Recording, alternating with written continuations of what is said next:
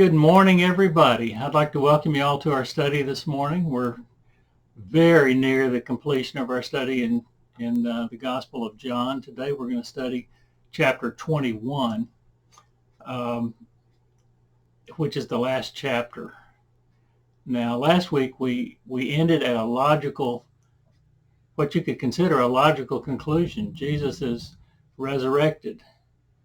The logical conclusion to the Gospel of John. When we concluded it, it seemed like the end. It sounds like the end.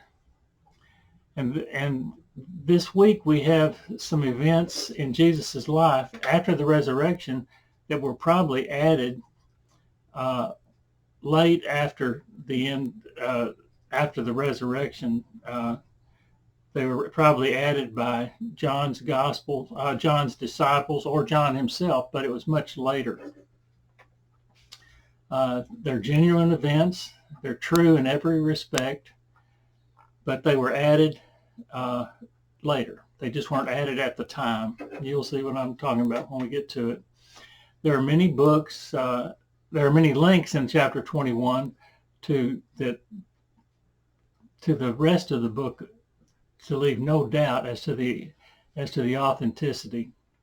There's a couple of subjects that are going to develop in our study today. One is the apostolic mission of the church is symbolized by a great catch of fish.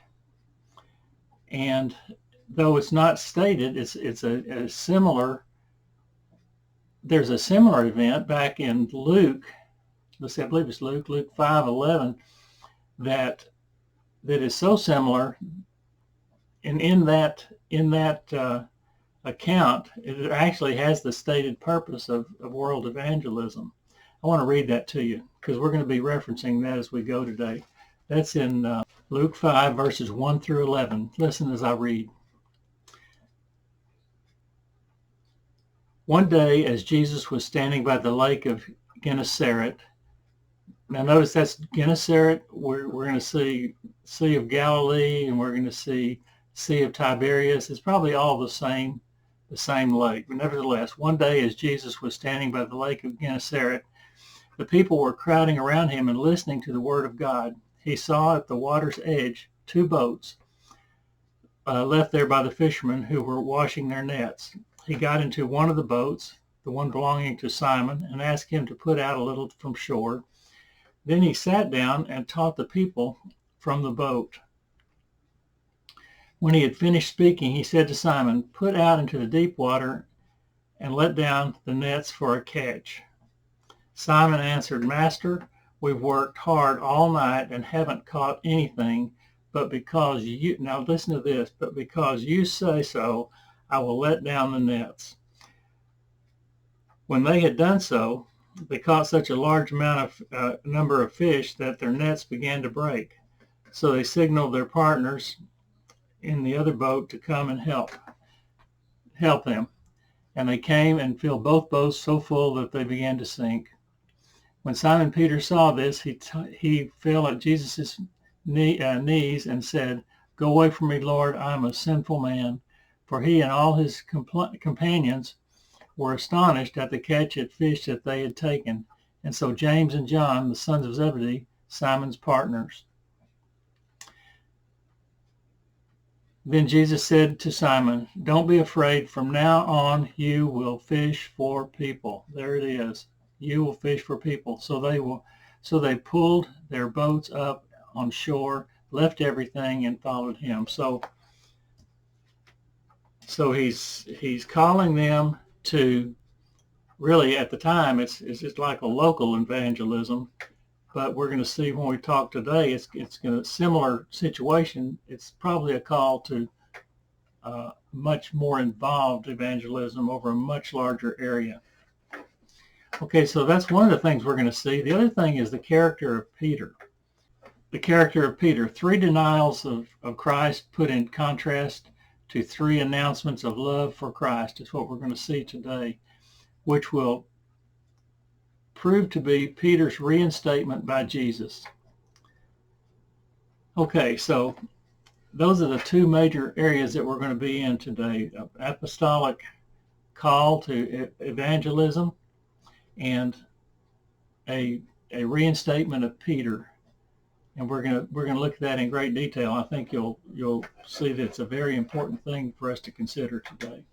All right, so let's get right on into it. Let's look at verses 1 through 14. I'll start with verses 1 through 3. Afterward, Jesus appeared again to his disciples by the Sea of Galilee. It happened this way. Now, isn't that an interesting way? It happened this way. Once upon a time, except this is no fable. This is no bedtime story. This is true Word of God events from the life of Jesus. It happened this way. There's a colon there, so that's where our story begins. This is referred to here as the Sea of Galilee. Some say that some places there's a Sea of Tiberias. And what I heard just this week, I heard this, that I always wondered about how they have the same lake or the same sea with different names. And apparently it's the guy in charge at the time gets to name the place that we're talking about. So over time, this has been called several different things by several different people. Jesus has already appeared to Mary at the tomb. 2 times in the upper room, he appeared to the disciples. So this part happened this way, it says. It happened this way. So John is getting ready to give his account of this. So let's look at verse 2. It happened this way. Simon Peter, Thomas, and there's a list of disciples there. I won't read them all, but the list goes on and it says Thomas, Nathaniel, James, and John. James and John. And then there's 2 other disciples named, not unnamed there, for a total of 7 disciples. Then in verse 3 it says, I'm going out to fish, Simon Peter told them, and they said, we'll go with you. So they went out and got into the boats, and that night they caught nothing. Now that's the way I fish. I catch nothing. Peter says, I'm going fishing. What was Peter's profession? He's a fisherman. He's a professional fisherman. And what did he do? He caught no fish. Jesus called him back in Mark. He called him back in Mark 1:16 through 18, and in Luke 5:1 through 8. And it says that they left their fishing businesses to follow Jesus. It says they. Remember what we read over in Luke was that Peter had 2 partners, James and John. So there was a business going there where they all worked, and they all left their nets and followed Jesus. Both times they were fishing and had been fishing or went back to fishing. All right, that was their business. Whenever something happened, they always went back to what they knew, and that was fishing. On one of these occurrences, Peter had a similar experience as in today's lessons when he caught a huge number of fish, and I think we just read that in Luke. Nevertheless, Jesus has been crucified and resurrected, and Peter decided for some reason to go back to the life of a fisherman, and the others followed him. I don't know if Peter is just the ad hoc leader of the group, or for some reason they just felt the need to go back to fish. So according to John, they went at night. We read that. I believe it's in verse 3. They went out at night to fish. It's probably more like just before, when the fishing is best, but they couldn't catch at any hour of the day, no matter when they went, daylight or at night. They couldn't catch anything. But because of the way they worked their nets, they would use 2 boats. Here they used only 1, but they used a compound or trammel net floats on top of the water with weights at the bottom to hold the net upright. And the boats would encircle a school of fish, tighten up the nets, then go to work on working and casting nets. Just picture that. They're standing in the boat. They're either using that trammel net like we talked about, or they're casting a net out over the school trying to catch a bunch of fish at one time. They were using the method. They were using this method with the casting nets probably about 100 yards offshore in shallow water. And they were close enough that they could hear Jesus' voice, though we're going to see they didn't know who he was, but that was close enough that they could hear his voice. Not in a whisper, but I'm sure he yelled out to them. So let's look at verses 4 through 6.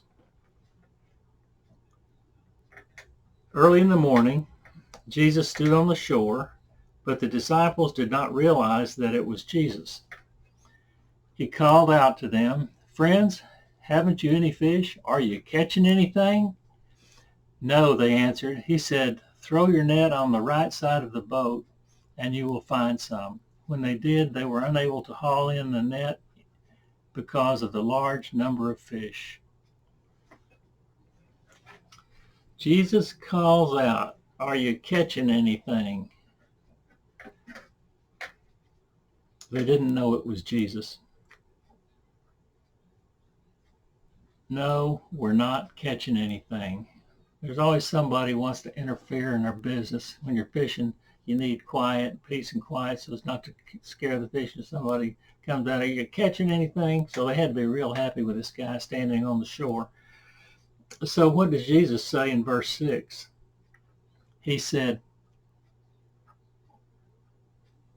"Throw out your net on the right side." Apparently they were fishing on the left side of the boat, so just try something different. Throw it out on the right side.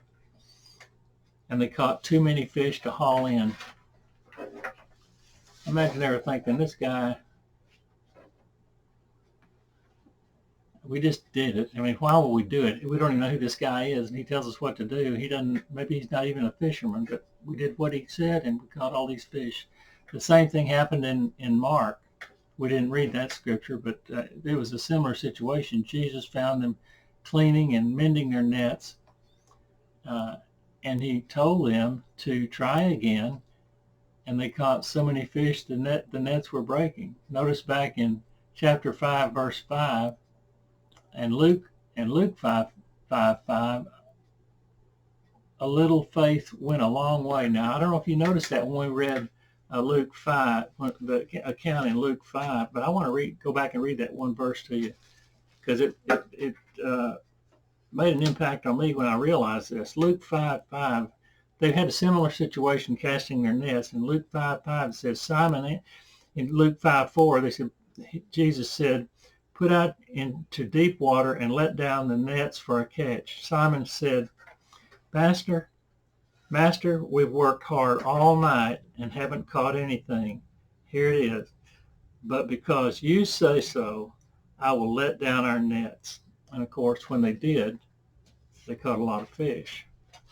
But when you say so, we're the fishermen, but because you say so, I'm going to do it. So a little faith goes a long way.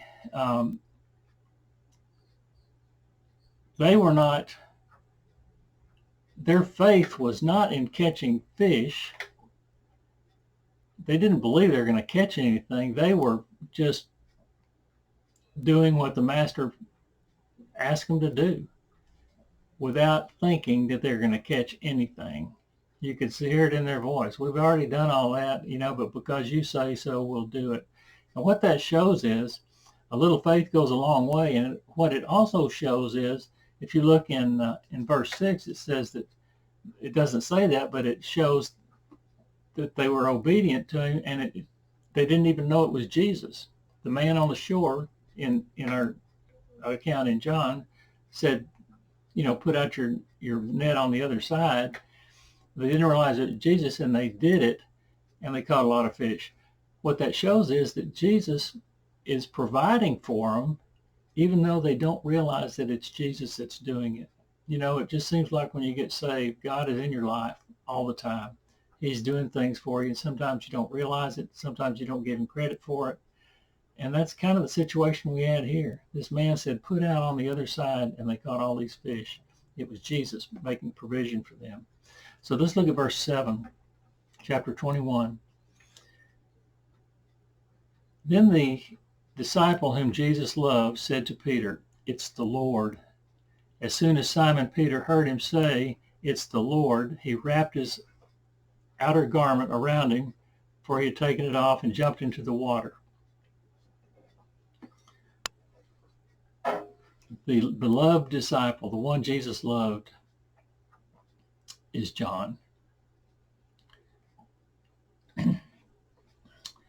He recognized Jesus, and he said to Peter, it's the Lord. After wrapping his garment around him, he jumps out of the boat into the water, and I know that he must have just been running. It was we already heard that they read that it was shallow water, and that he was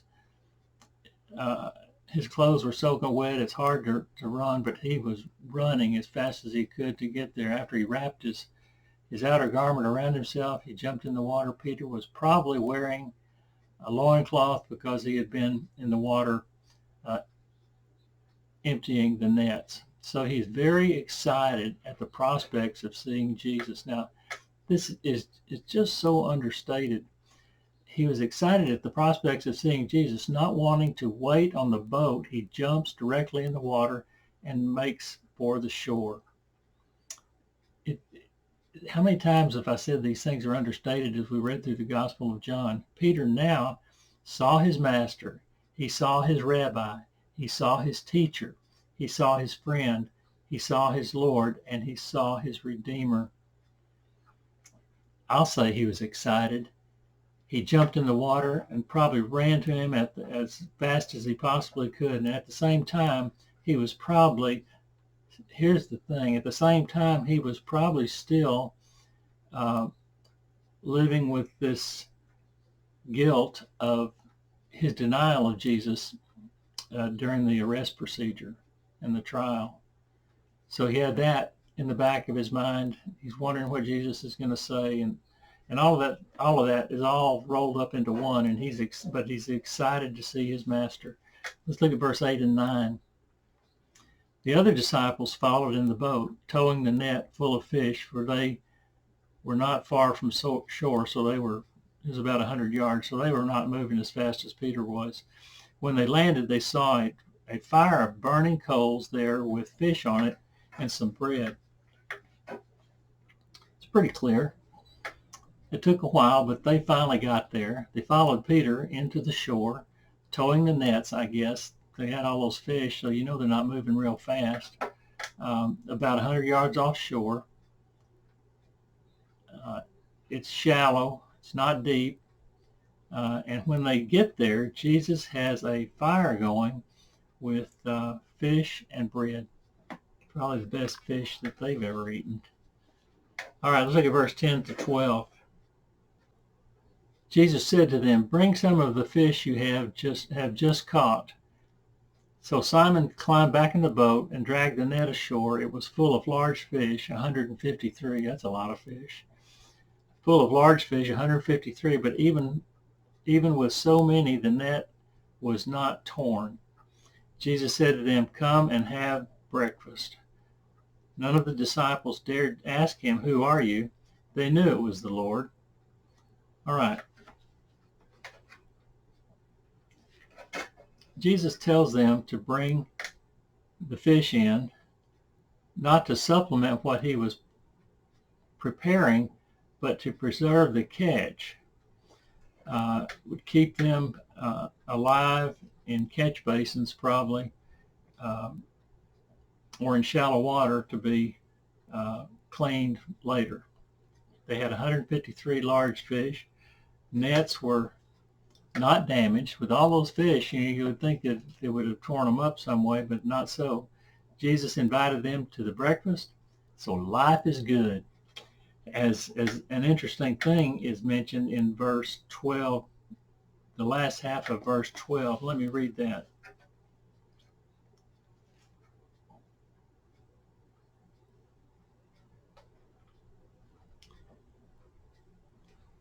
They didn't know who the guy was on the shore. Then John realized it was Jesus, and he told them. Then they get in there, and for some reason they've got this statement going here, and this is kind of strange, but I just thought I'd read it to you. None of the disciples dared ask him, "Who are you?" They knew it was the Lord. Well, he must look different. Some slight difference. In 21 verse 12, they knew him, but something was different, as I said. The same was true with Mary in the garden at the tomb. She did not recognize Jesus until he called her name. And what I said then was, in my last week's lesson, was that when she went to the tomb, of course she found it empty, but what she was looking for was a beaten and bloodied crucified body. I'm not going to give all the details. I went back and pulled out prophecy from the Old Testament showing what he was going to be like. One even said he didn't even look human. He was so badly torn up. And on top of all that, he had taken on all the sin of mankind. So you know that his body was really in bad shape. And so when the gardener shows up, who was actually Jesus, she was not even thinking it was him. You know, she didn't notice it was him. She was thinking she was going to find a bloodied body, but no, she finds this gardener. And only when he calls her name does she knew him, and she knew it immediately, if you recall. You know, when I pulled out the John, it seemed like it was John 10, where my sheep know my voice and they follow me. It was that kind of thing. It was voice recognition immediately. No doubt he looks somewhat different here after the resurrection. So he is resurrected. He's got his glorified body. So he's going to look different than what they're looking for too. Maybe he offers them breakfast to remove any doubt as to his identity. So they counted and caught 153 fish. They were big fish too. Whenever I caught fish, they were small fish. But I wasn't fishing with Jesus. But they caught big fish, and a lot of them. But some think the symbolism is deeper than the size of the catch. Some have tied the 153 species representing many nations. Probably not. Anyway, they go through all this, and then basically it might be as simple as we're told there's 153 fish because God just wanted us to know they caught 153 fish. So that's kind of what I was thinking. That's what they caught. So let's look at verse 13 and 14. Jesus came, took the bread and gave it to them, and did the same with the fish. This was now the third time Jesus appeared to his disciples after he was raised from the dead. Jesus gave them some bread. Then he gave them some fish. And it's so matter of fact. It's such a matter of fact end to this appearance of Jesus. I mean, how many times do you see a resurrected body? I mean, I would be all over myself, you know. I would be fumbling all around and trying to write. John just writes it down just so matter-of-factly. And that kind of brings us to the restoration of Peter. So we had this first encounter here.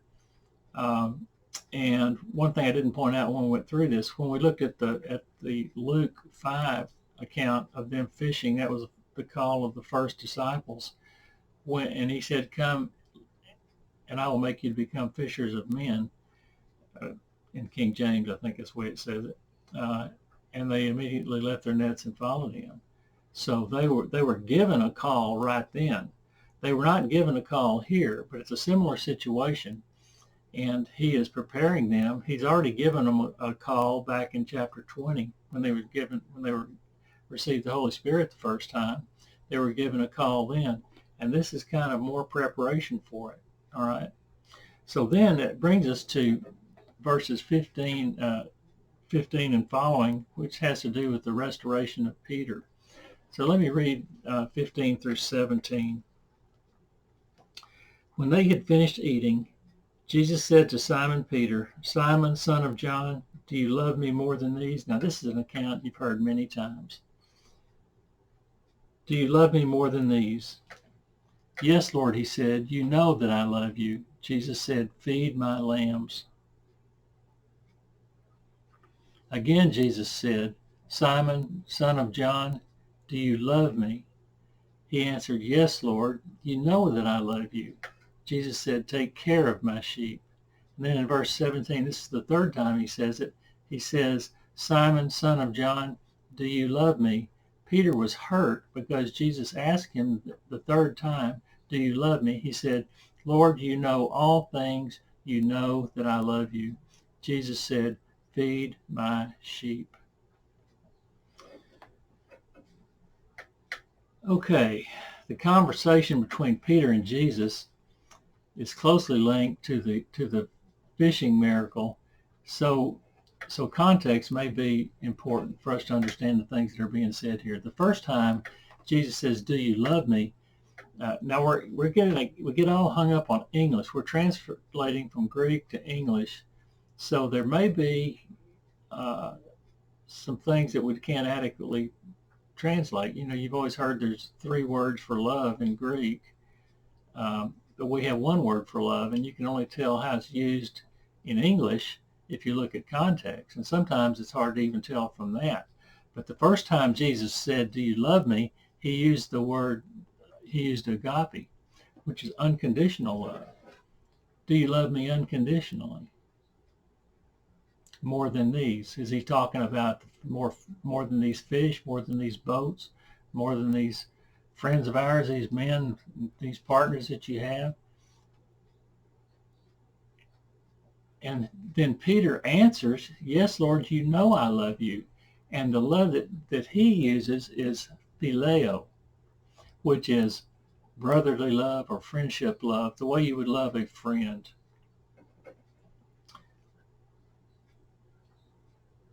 And then Jesus' response is to Peter is, feed my lambs. I know, you know, and Jesus knows that Peter feels very guilty about his 3-fold denial of Jesus. Under pressure, when earlier Peter told Jesus he would give his life for him, if you recall. Peter said, I would give my life for you. And Jesus gave him the prophecy, by morning you're going to deny me 3 times.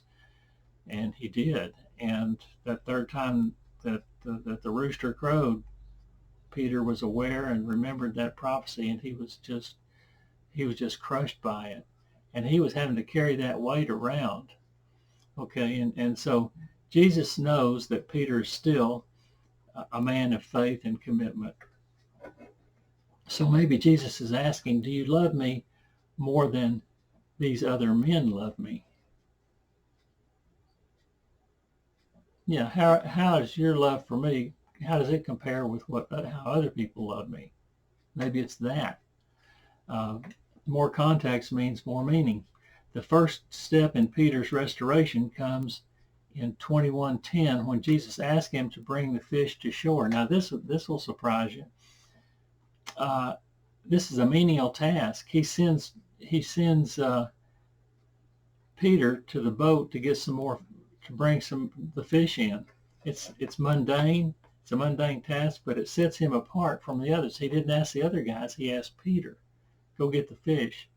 So now the catch is Peter's responsibility, but fishing will not be the primary metaphor for Peter's future. So let's go on to the second time. Do you love me? Jesus says. He uses agape again. Do you love me? Peter answers with, you know I love you. He uses phileo again, like friends. Then Jesus says, take care of my sheep, where before he said, feed my lambs. Here he says, take care of my sheep. Then he goes in verse 17 to the third time, and Jesus says, do you love me? Jesus uses phileo, like Peter had been using, uses it do you love me like a friend?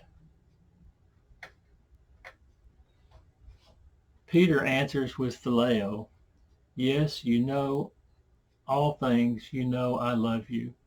And Jesus said, feed my sheep. So what through this process, uh, not only is he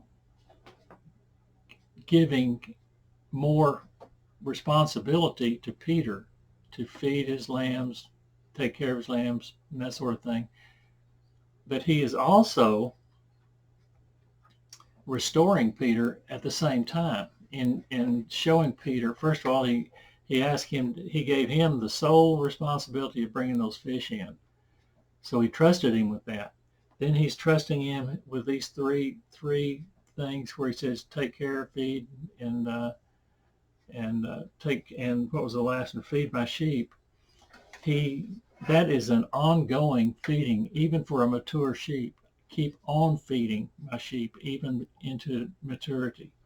So he's showing Peter that he's well forgiven. He knows that we can all fail Jesus, but I can't argue with Greek. But the questions are essentially the same.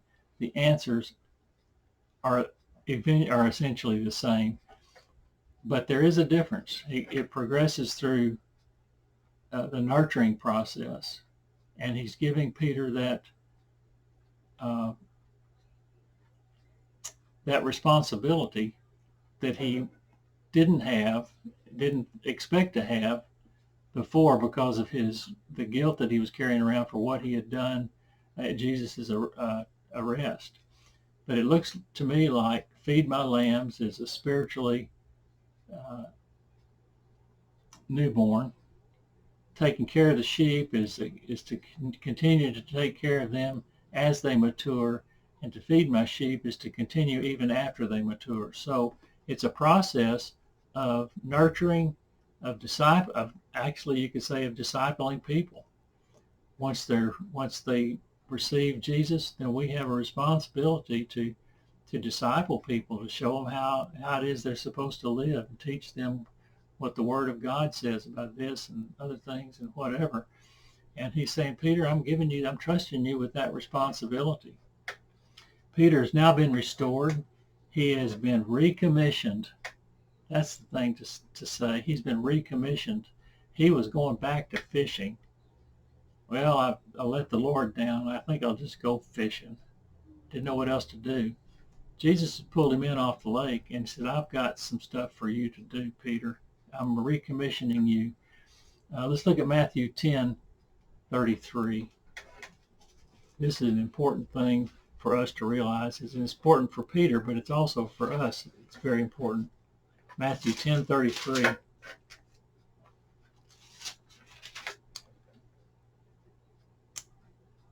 Let me read 32 and 33, because I think we are prone to misinterpret this or misunderstand it or not understand it. Let me read 32 and 33, Matthew 10. Whoever acknowledges me before others, I will also acknowledge before my Father in heaven. But whoever disowns me before others, I will disown before my Father in heaven. This is not the kind of denial. This disowning that Jesus is talking about is not the kind of denial that would bring down Jesus' judgment. Peter is forgiven in advance, just like we are forgiven in advance. And we're all going to find ourselves in situations where we're saying things about our relationship with Jesus that we really do not feel. Either we're pressured, we succumb to the pressure, and we just handle things the wrong way. And we go away feeling guilty. We know we're forgiven, but we feel a little guilty about it. Well, Jesus is saying to Peter, don't worry about that. I'm giving you a new job. That's going to be a thing in the past.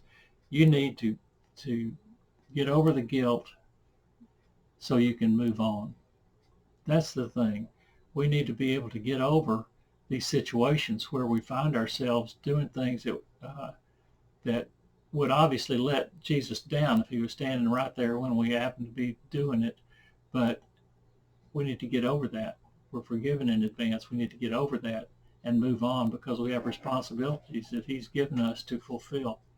All right, let's look at 18 through 23.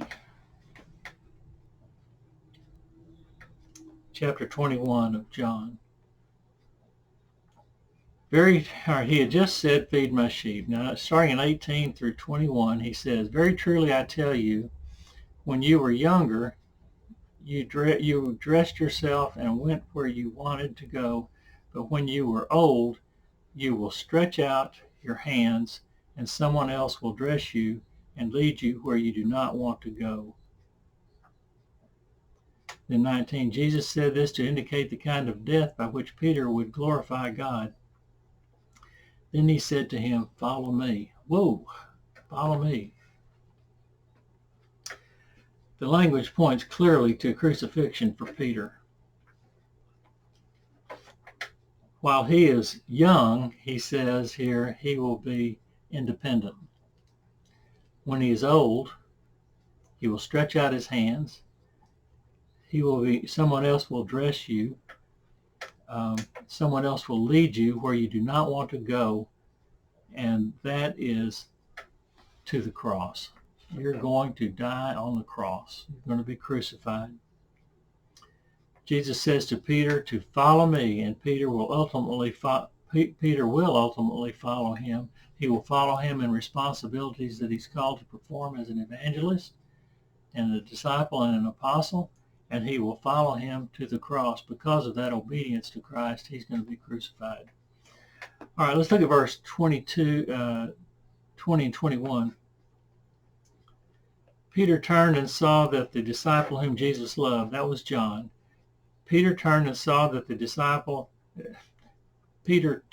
saw John was following them. And in parentheses, it says, this was the one who had leaned back against Jesus at the supper and had said, Lord, who is going to betray you? Remember at the Lord's Supper, Jesus predicted there would be a betrayal, and he didn't tell them it was Judas, but as it turns out, it was Judas. And they were questioning, who is this guy that you're talking about? And this is parenthetical here to let you know this is that guy that was talking to Jesus at the Last Supper. Then verse 21 says, when Peter saw him, he asked, Lord, what about him? Peter looked at John and says, you told me I'm going to die on the cross. What about John? There's not much I can say about that, so let's look at verses 22 and 23. But I think you can predict, you can hear a little bit of maybe resentment, maybe jealousy. Why me and not him? I'm going to be crucified. What about him? So let's look at 22 and 23. Jesus answered, if I want him to remain alive until I return, what is that to you? You must follow me. Because of this, the rumor spread among the believers that this disciple would not die. Let's stretch what he says. But Jesus did not say that he would not die. He said, if I want him to remain alive until I return, what is that to you? He doesn't really say anything. He said, what if, what if, what if? It's pretty clear. It's pretty strong statements. It looks a little like jealousy, a little like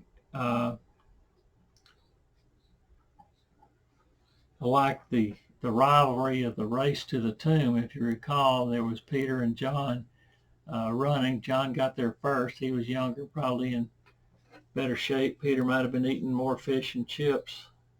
I heard somebody put it that way, so he's a little slower.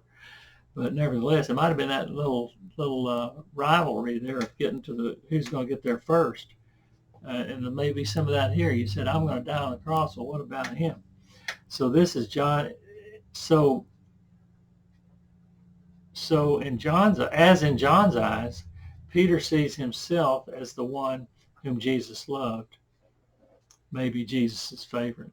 So John writes the Gospel of John, refers to himself as the one Jesus loved.